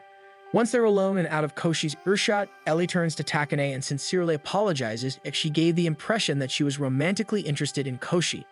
As Takane wrestles with her emotions, Ellie calmly reassures her that she has no romantic interest in Koshi. Her voice remains sincere as she explains that she's already dating someone else. Then, almost as an afterthought, she adds with a soft chuckle that if she weren't already taken, she'd probably be more interested in Takane than Koshi. The comment catches Takane completely off guard, leaving her speechless. She opens her mouth to respond, but before she can gather her thoughts, the waitress from earlier arrives.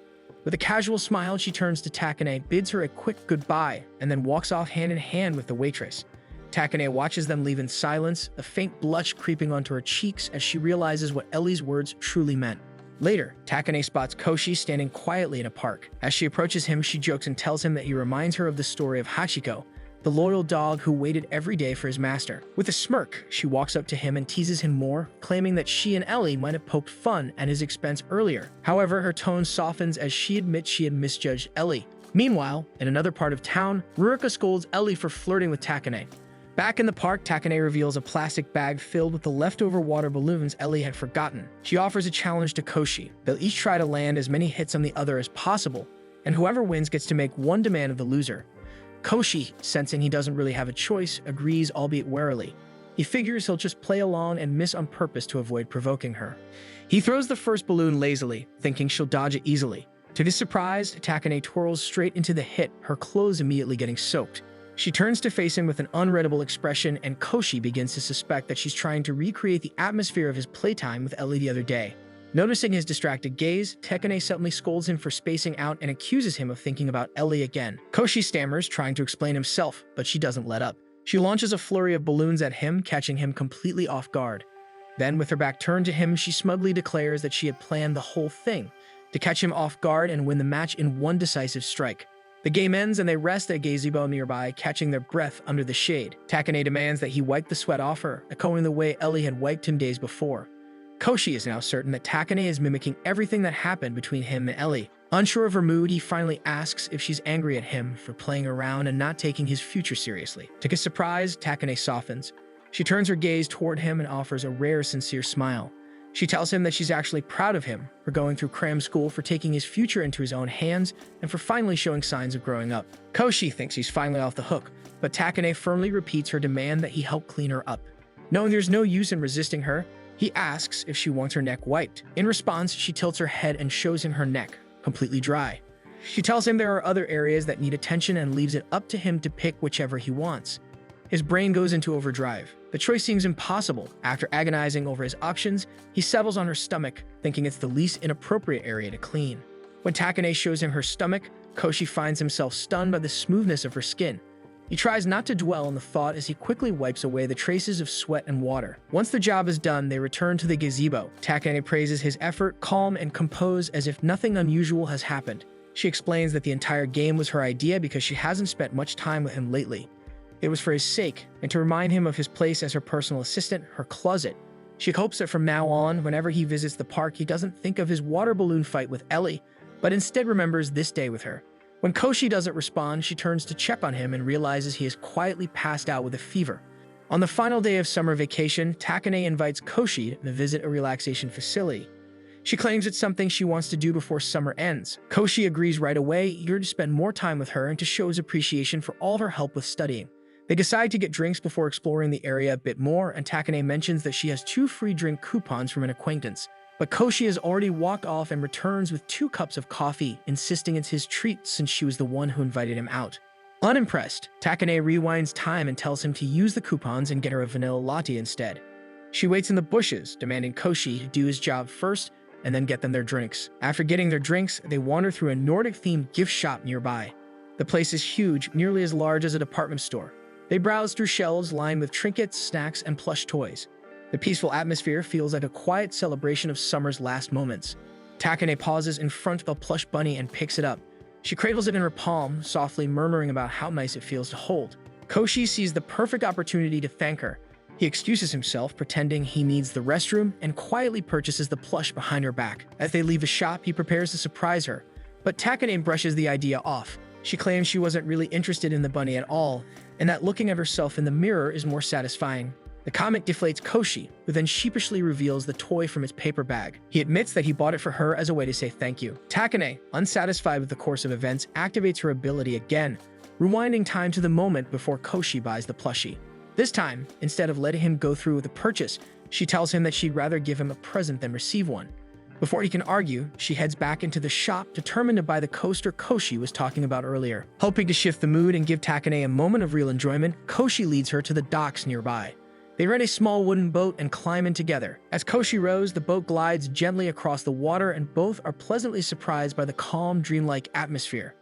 The reflections shimmer beneath them as if they're floating in the sky. Koshi is especially surprised to learn that this is Takane's first time on a boat, considering how composed and worldly she usually seems. Takane suggests she take over the rowing to give him a break, but Koshi insists on doing it himself, wanting her to relax. Irritated by his stubbornness, Takane suddenly throws herself into the water with no warning. She reemerges moments later, clambering back into the boat, complaining loudly about her soaked clothes and claiming she slipped in. She rewinds time once again, this time to the point before they even board the boat. But when the time reset finishes, Koshi finds himself alone. He looks around and spots Takane already standing near the boat rental area, dry and clearly annoyed. She calls him over sharply, reminding him to do his job so they can move on to the next activity. Koshi notices she's already handled preparations to use her ability again. When he points this out, she grows flustered and angry, blaming him for being too slow that she had ended up doing it herself. She storms ahead, eager to move on and distract herself from her own embarrassment. They make their way up a quiet path on the hill, where the wind brushes through the trees. As they walk, Koshi begins to feel guilty about how many times Takane has seemed frustrated with him today. Unsure of her true feelings, he voices his concerns, wondering if she's actually having fun. Takane stops and turns the question back on him, on why he seems to be acting like a good servant today. After a moment of silence, she shyly confesses that this entire day was planned for his sake, as a thank you for working so hard for her outside of school, and as a break from the pressures of cram school. Koshi stops in his tracks, taken aback. Slowly, the realization dawns on him. Takane has been looking out for him in her own way, making sure he can relax and enjoy the day. He stares at her for a few seconds too long, prompting her to tease him and demand that he stop acting weird. But Koshi smiles and thanks her sincerely, telling her that she doesn't need to go the extra mile because her help with his studies and presence in his daily life already means a lot. He admits that he's found new energy because of her and that planning this day brought him joy because it was for her. Takane hides her eyes behind her wide-brimmed hat, caught off guard by his honesty. But she doesn't look away for long. She lifts her gaze again, smiling fondly. Then, with her usual playful tone, she challenges him to reveal his next plan for the day, so she can judge whether it's actually fun or not. Koshi finds himself once again seated in Takane's room for what's meant to be another focused study session. However, the atmosphere is far from calm. Just half an hour ago, while making his way to her house, he ran into Ellie, who immediately perked up upon hearing he was headed to Takane's for tutoring. Insisting that Takane was an amazing teacher, she asked to join. Despite his hesitation, Koshi found himself unable to say no. Now inside the quiet elegance of Takane's room, Ellie's bubbly presence throws off the usual rhythm. She praises Takane's teaching with exaggerated enthusiasm. Koshi begins to worry. Takane hasn't smiled once. With growing impatience, Takane asks Ellie why she didn't just study with Rurika, her girlfriend. Ellie doesn't feel the bite of her tone and simply mutters that Rurika's been too busy with work lately, so they barely even get to go out. Koshi is momentarily stunned. He had completely forgotten that Ellie once mentioned being into girls back in middle school. As the study session drags on, Koshi begins to feel increasingly uneasy. His suspicions are confirmed when he catches Ellie deliberately brushing her hand against Takane's arm. At first it seems accidental, but the glint in Ellie's eyes suggests otherwise. Koshi begins to think that Ellie had wanted to come over to flirt with Takane. His thoughts are cut off by Takane, who suddenly commands him to run to the store to buy drinks and snacks. Koshi hesitates. He doesn't want to leave the two alone, but when Takane repeats the order with a sharper tone, clearly wanting him out, he has no choice but to dash out the door. Once Koshi is gone, Ellie shifts the tone of the room. She says she wanted a private talk with Takane, but Takane doesn't wait. She asks Ellie to leave. She admits she finds dealing with both her and Koshi at the same time exhausting. Ellie agrees, but she first asks if Takane and Koshi are dating. Caught off guard, Takane blurts out a denial, stating coldly that she considers Koshi beneath her. Ellie smiles knowingly, interpreting her tone not as disdain, but as poorly concealed affection. She warns Takane that Koshi is incredibly dense. So dense that even if someone were to shout their feelings at him, he might still think it was a joke. Trying to play it safe, Takane begins to speak as though she's talking about someone else, a friend who has feelings for Koshi. Her tone softens as she shares the imagined girl's frustrations, how she tried everything to express her feelings, and yet every attempt was met with indifference or confusion, which had caused her friend to feel as if Koshi did not see her as a woman. Ellie, entertained and charmed by Takane's clumsy attempt to deflect, plays along. She leans in and asks with genuine curiosity what else this friend tried. Takane, visibly embarrassed as the girl tried countless things, cosplaying to get his attention, washing his bath like a servant, and other thoughtful acts, but none of it worked. Ellie listens intently to Takane's story, completely engrossed. Though she knows Takane is pretending to speak about a friend, the underlying emotions are all too real. Still playing along, Ellie presses further, asking if the boy ever did anything sweet for the girl. Takane nods, her voice softer now as she lists a few moments. She recalls how the boy once rushed to the park in a panic, worried something had happened to the girl. There was also the time he nearly gave up a chance to get a good grade, something extremely important to him, just to take care of the girl when she was sick. And in a rare but memorable instance, he had even gone out of his way to plan a thoughtful outing, something that resembled a date, even if he never called it that. But what truly touched the girl's heart was when she discovered the boy was now working hard to enter the same university as her. Despite her feelings, Takane continues the girl is still afraid. She's unsure if she's simply misreading everything, if the boy is doing these things only out of duty or politeness, or worse, because she's more popular and he feels obligated. Ellie, unable to contain herself, suddenly grabs Takane's shoulder. Her eyes wide and sincere, she pleads with her to tell her friend that when someone consistently does things for another person, especially when they're inconvenient or self-sacrificing, it's already a strong sign of affection. She tells her that the boy in the story clearly cares about the girl, a lot, and maybe he just doesn't realize it yet. Takane, momentarily caught off guard, slowly nods. She says she'll be sure to pass along that message and encourage her friend not to give up hope. But curiosity soon gets the better of her, and Takane asks whether coming to this study session was really just about hearing this story, or if part of it was to get closer to her. Ellie's face turns red, exposed without having to admit anything. Takane, not unkindly, tells her there's no harm in wanting to grow closer, as long as things are kept private. Meanwhile, Koshi finally returns from the store, bags in hand and thoughts racing. As he climbs the stairs back to Takane's room, he braces himself for what kind of chaos might have erupted in his absence. He imagines Takane scolding Ellie for barging in uninvited. But as he reaches the door, he hears something unexpected: laughter. The sounds from inside are cheerful, almost friendly.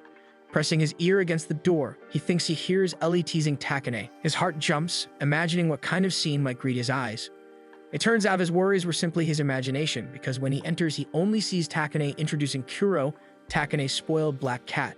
Days later, the second semester is in full swing. The conversation shifts to something mundane: uniforms. Takane shares that she vastly prefers the winter version over the summer one. The summer uniform, she complains, is made from such thin fabric that if she sweats even a little, it becomes nearly transparent. The blazer, she adds, is her saving grace. It prevents awkward situations, and the cooler weather makes it comfortable. That's when it clicks for Koshi. If the old uniform is the only thing preventing her from using her ability, then Takane must have been rewinding time constantly during last year's winter.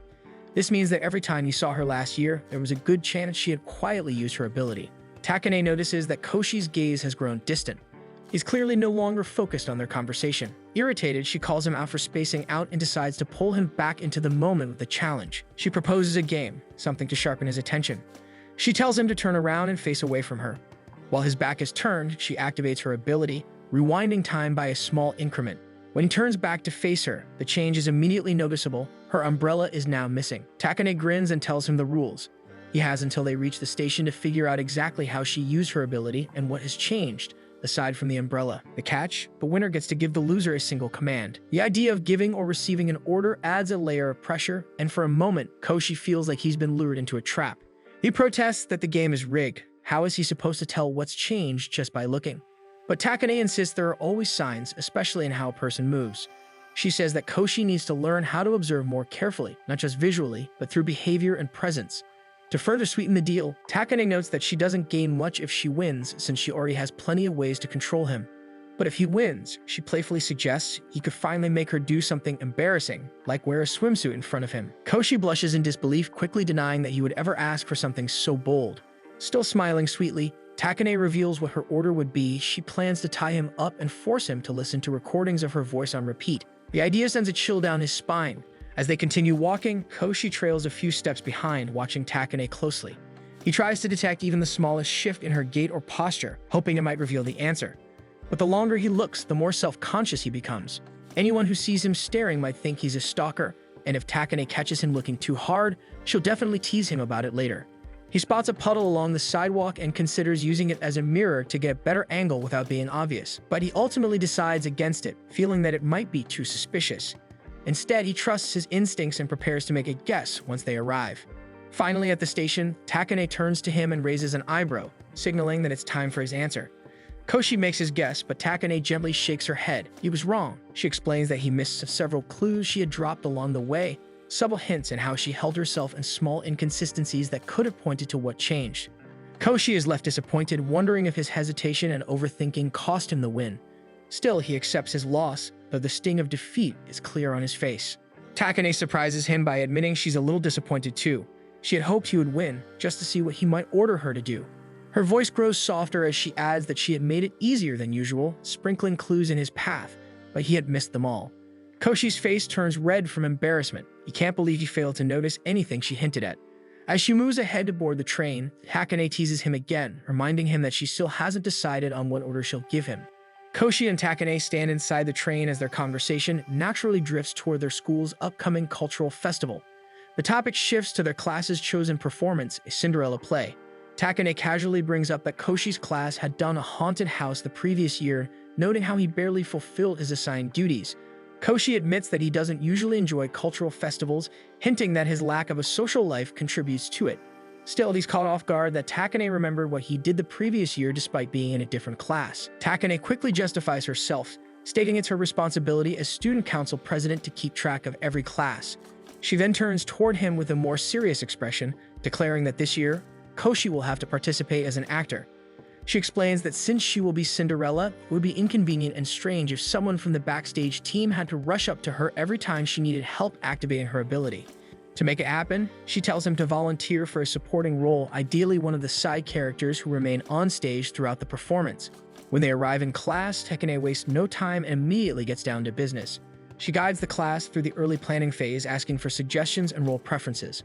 As expected, everyone readily agrees that Takane is the perfect choice for Cinderella. Takane then calls for volunteers to join the sound team. Seeing an opportunity to stay behind the scenes, Koshi raises his hand. However, Takane instantly glares at him and activates her ability. Time resets back to the moment just after the class agrees she should be Cinderella. Takane, now acting more casually, calls Koshi up front to assist her in writing names on the board as people list down the roles they want. Her true intention, however, is to keep him close in preparation to help her activate her ability again if needed. She then opens the floor for Prince role volunteers. With Koshi standing directly behind her, she subtly looks over her shoulder, expecting him to take the hint. Koshi, unsure and hesitant, stays silent. When he doesn't respond, several students begin raising their hands. Takane attempts to call for more volunteers to buy Koshi time to reconsider, but her plan is cut short by a voice. Seiya, one of the school's top honor students, confidently volunteers for the role. Koshi instantly recognizes him. Although academically gifted, Seiya has a questionable reputation among the female students. Slowly, one by one, the other candidates lower their hands, assuming Seiya's charm and skill will guarantee the play's success. Takane quietly tells Koshi, expressing concern that if Seiya were to become the prince, she might have to make him the second closest. She admits that Seiya has shown interest in her and would likely request special treatment in return. Faced with the possibility of Takane having to entrust her secret to someone else, especially someone like Seiya, Koshi makes a snap decision. He raises his hand and volunteers for the role of the prince.